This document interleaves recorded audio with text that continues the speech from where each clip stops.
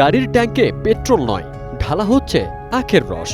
আর এই আখের রসে চলছে ইঞ্জিন চালিত মোটর বাইক, ছুটছে 4 চাকার গাড়ি, এমনকি উড়োজাহাজ চালাতেও ব্যবহার হচ্ছে আখের রস।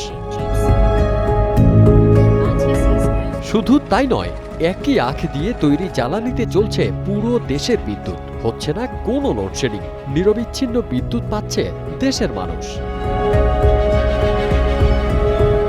শুনতে অবাক লাগলেও আখের রস থেকে জ্বালানি উৎপাদন করে এমনই এক বিস্ময়কর ঘটনা ঘটিয়েছে ল্যাটিন আমেরিকার দেশ ব্রাজিল। বিশ্বজুড়ে সবাই যখন পেট্রোল, ডিজেল আর লোডশেডিং নিয়ে দিশেহারা, তখন নীরবে এক জ্বালানি বিপ্লব ঘটিয়ে ফেলেছে অ্যামাজনের দেশ ব্রাজিল। তেল গ্যাসের উপর চড়া নির্ভরতা কমিয়ে দেশটি এখন নিজেদের কোটি কোটি যানবাহনের চাকা ঘোরাচ্ছে স্রেফ আখের রসে।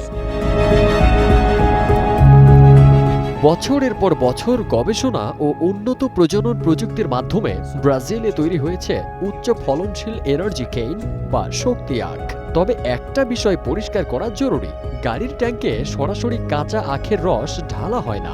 আখকে কারখানায় প্রক্রিয়াজাত করে তৈরি করা হয় বায়ো ইথানল, আর সেই ইথানলই নির্দিষ্ট যানবাহনে পেট্রোলের বিকল্প বা মিশ্র জ্বালানি হিসেবে ব্যবহার করা হয়। অর্থাৎ যে আখ একসময় শুধু চিনি তৈরির কাঁচামাল ছিল, প্রযুক্তির হাত ধরে সেটি এখন হয়ে উঠেছে জ্বালানির কাঁচামাল।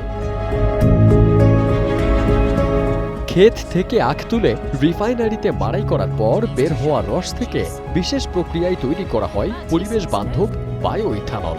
এই প্রক্রিয়ায় আখ মাড়াইয়ের পর যে ছিবড়া পড়ে থাকে তা থেকে সেলুলোজিক ইথানল বা দ্বিতীয় প্রজন্মের জ্বালানি তৈরি করা হয়, আর বাকি অংশটুকু পুড়িয়ে বায়োমাস প্রক্রিয়ায় বিদ্যুৎ উৎপাদন করে দেশের মূল পাওয়ার গ্রিডে যোগ করা হয়। তার মানে আখ গাছের একটা অংশ ফেলনা নয়, পুরো ব্যাপারটাই একদম একটা নিখুঁত জিরো ওয়েস্ট চক্র।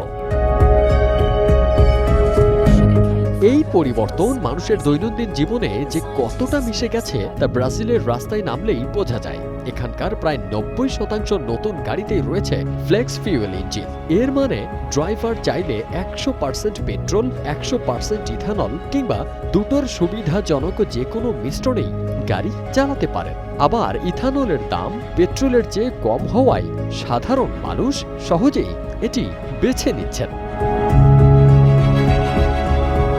Fardin Sunny, one digital desk.